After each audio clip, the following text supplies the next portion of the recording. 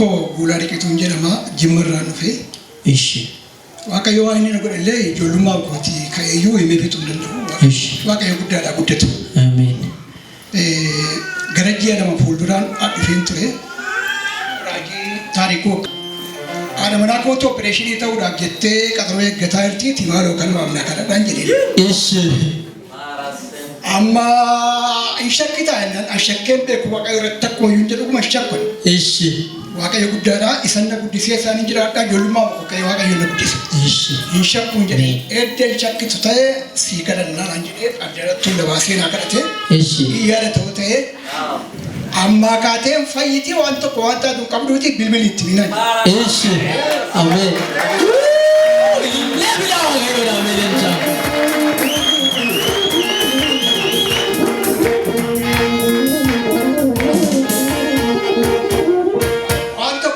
Opereeshinii galtee nama sadii moo nama beekaas galee nama sadan keessaa ishee ta'e.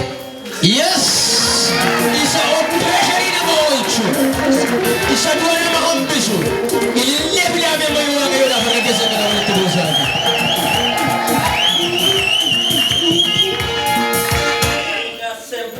Waaqayyo mucaadhaan guddaadhaa waaqayyo guddaadha. Dubbataa ture kan itti qabaayidhaa ture waaqayyo. Ani immoo waasin qabu harka kan leeyyiidha waaqayyo waan barbaadde godhin jedhee. Okay. Horii isaas lafa inni bahin beeku lafa namni fidee gargaares hin beeku ilma yaa'ee ilma burqee manuma sana keessa yoo galu akkuma isaa wallale. Okay. Waaqayyo lafa bu'ee hojjetee waaqayyo naa galteeffata. Ililcha waaqayyoodhaaf ililcha waaqayyoodhaaf waaqayyoodhaaf.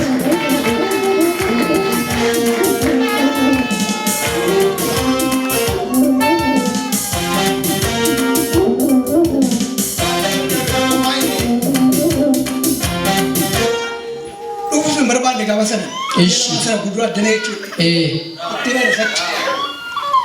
Amma dhaqinaan jette ishee waldaan itti dhufteetti. Okay. Addana ijoollee qaba ijoollee mucaa koo addana jira. Okay. Amma dhaqinaan jette namni naqonee itti meerallee dubbateera shaaworii galuudhaaf hin jedhan naquun qaqqabu jedhe. Okay.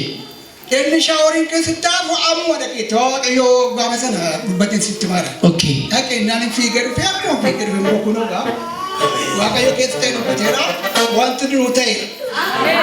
Fayyaniif fayyina argataniif mee isa nagaa namaa kennu Yesuusidhaaf galata guddaa fidaa illee guddaa fidaa illee guddaa fidaa.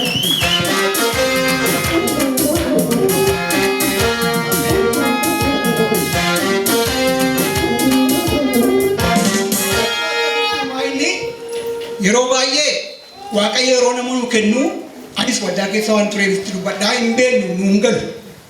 Hamminaa mootummaa ta'anii nuun galu.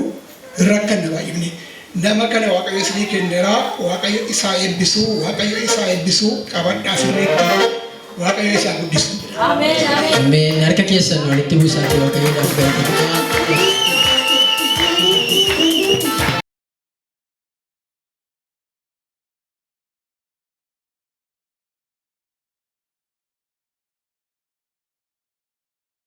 Maqaan keessan eenyudha?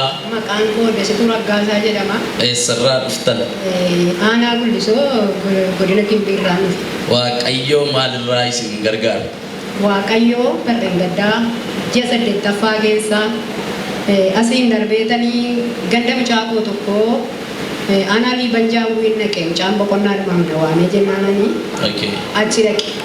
achi dhaqeetanii na dhukkubee mana qorichaatti na geesseetu mana qorichaatti na geessee marfee na waraansisee horiis narratti baasee itti fooyya'uun dadhabee dhukkubicha.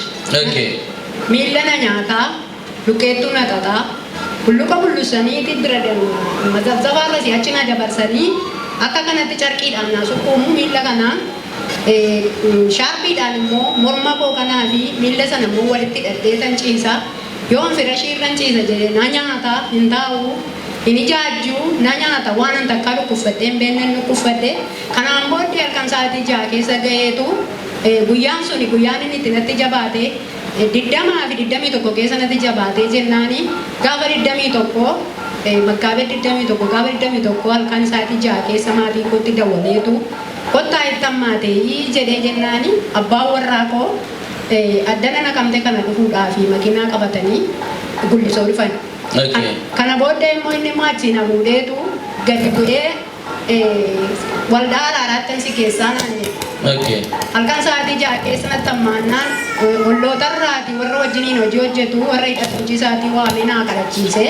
Kana booddee lafti barinaan makiinaa qabannee kaane waldaa araaraatti na fidee jennaani yommuu inni waldaa araaraatti na fidu sa'aatiin gara sa'aatii galgalaa'uutii sa'aatii 9 ta'uu barbaadeera. Okay. Kana booddeetu mucaa isheen eddanaa baratti mucaan koo tokko boontuu jedhamti. Kana booddee isheen fuutee na diratteetu fooqii irra ol na baafte dhiibboo jabaadhaan ol na baafte egaan dhibbadheera sababa hin ta'eef silumtii mayyuu makiina ol yaabbadhu qabanii na deeggaranii ol yaabsisu malee miilli danda'ee ol na yaabbatu yeroo sana. Okay. Amma kana booddee hooggantoota mana dirattee deemtu homaa carraasaa nan dhabee kana booddee gara abdii kutannaa keessan gadi bu'aan beekuuti. Waldaa araaraa deemtanii carraan arganne. Okay. Milkaa'uu dadhabeetan kana booddee waldaa tokko jira achi geessinaa jette. Deenu kaa geessuu qabna malee irra bushuu qabnu jedhe obboleessi ishee immoo. Amma kana booddee na fidan. Na fidanii jennaan an dhufee bakka kana qixa kanan taa'ee asii dhufanii na fuudhanii naa kadhatan. Yoo naa kadhatame sana tasgabbii guddaa irriba daqiiqaa 5 jedhame tasgabbii guddaa tokkotu natti dhaga'ame. Tasgabbii guddaa sana keessaa ka'e jennaan ka'ee baay'ee natti tole nan boqodde dhibee koos of keessaa nabi. Okay. Waaqayyoo mee harka keessatti dhaagalata. Okay. Yeroo isin kadhatametti irriba daqiiqaa 5 jedhamee kadhatan. Irraftanii jechuudha. Eeshi manni yaalaa dhukkuba keessan maalidha hima ture? Yeroo sana moo nan nyaatee luqqeettuu kana na nyaate. Luqqeettuu makana na xaxee miila kootiin yeroo isaan kayyinaan jedhame ka'ee deemuudhaaf lafa kanarra deemuudhaaf humna naggadhe. Nan jabaadhee ijila na nyaate. Deemuutu danda'ame jechuudha. Meeshaa nama jabeessee nama ejjechiisu waaqayyoodha. Galanni haadha gara. Eeshi. Amma kanaan booddeetu nan ka'ee gaafan ka'ee jedhu shaarbii adii tokkoon uffaddaa. Raajini sharbii sana narraa fuudhaniitu natti qalladan.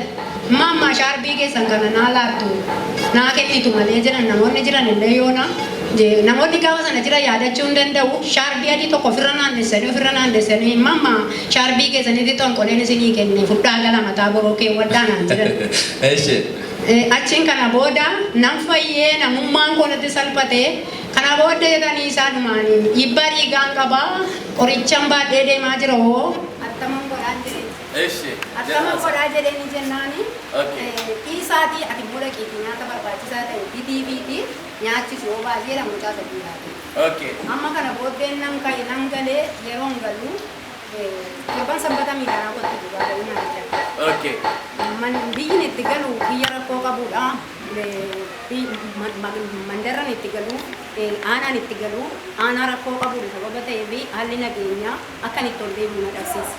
Kanaan booddee daandiin cufamnaan nan taa'e akka ji'a furii kaasee hanga ji'a ja'aan kana gidduutti kun qoricha sin liqimsin utuun nyaata nyaatu safarri dhiiga kootii sammuu ani torbee sana. Qoricha akkamiin godhattanii turtanii yeroo sana? Dhiibbaa dhiigaatiin qoricha fudhataa ture. Dhiibbaa dhiigaatiif qoricha fudhatu turtan? Eeshi. Amma kanaan booda inni itti fayyadamu nana nyaataa. Inni sababeeffatee dhufe nana nyaataa. Dhagna nyaataadhaan dhuftanii isa dhiibbaa dhiigaa moo gidduutti gaafatattan?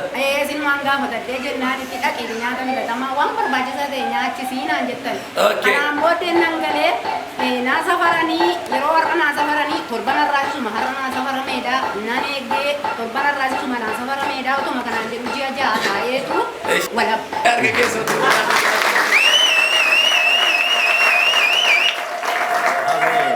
Isinii galeera asaasaanii keessatti mee isa waan hundumaa dabarsee asiin isaan ga'e kana waaqayyoon galateeffadhaa. Ani dideeraadha. Dassi biloonyaan ergaa guddaadha. Waan kaleessaa sun hin jiru waan ta'eef akkatti isinitti agarsiisuu hin qabu. Waan isin amanaa hin jirre wayitti fakkaata akkatti isinitti agarsiisuu hin qabu. Harkisaa mokkas godhe argite waan qabaa gararraasi ta'e waan irrasitti ulfaatu waan qabuu dandee dhabdee waan jechaatu si argaa loota. Galasaan mana kee moggaaseera. Ameen. Xumuri maaloo natti ergaa. Asumaan ergaa baay'ee barumsa ta'uu isinitti hima. Asumaan raajii fa'aa waan isaan dubbataa turan nan dhaggeeffadhaan. Isheen silumaa dhibamtu ta'uu dhageessuu dhiisuu dandeessi. toora waan isaan dubbatan. Tokko ilma dhibee kan of keessaa dhabdaa jedhanii tooraan dubbachaa turanii tooraan raawwate jechuudha. Tokko obboleettii keenya kana fa'aa bira dhannee boqonnee rafnee bulle. Halkan gaafa dura nuun achi bullu isheenis miila ishee kana susukkuumaa waaqayyoon kadhachaa wangeela samma tokko bantee imimmaanis buustee kadhachaa bulle. Galanni waaqaaf haa ta'u.